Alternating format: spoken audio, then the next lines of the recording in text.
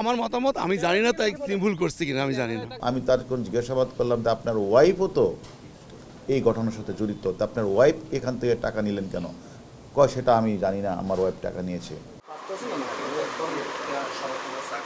অনিয়মই যেন নিয়মে পরিণত হয়েছিল বাংলাদেশ কারিগরি শিক্ষা বোর্ডে, যার কারিগর স্বয়ং বোর্ডেরই কিছু অসাধু কর্মকর্তা। পুলিশের গোয়েন্দা বিভাগের অনুসন্ধানে বেরিয়ে এসেছে এমনই সব চাঞ্চল্যকর তথ্য।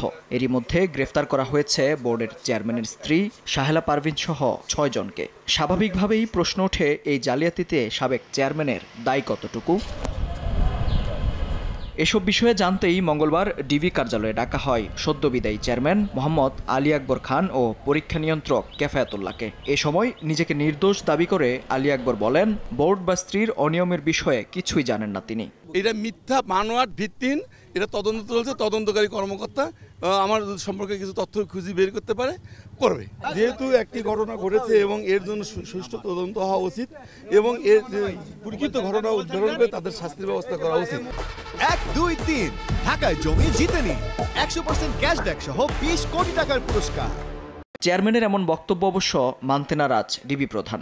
জানান, বোর্ড কর্তা হিসেবে চেয়ারম্যান দায় এড়াতে পারেন না। সন্তোষজনক উত্তর না মেলায় আরও 2 দিন সময় বেঁধে দেয় গোয়েন্দা পুলিশ। এই 2 দিন তিনি পুলিশি নজরদারিতেই থাকবেন।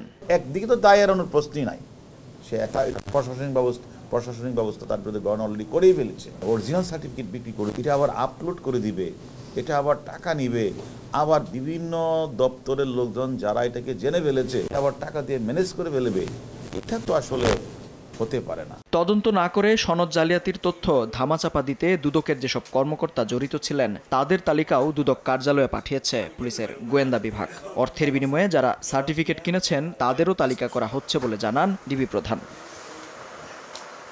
মেহেদী হাসান, সময় সংবাদ, ঢাকা।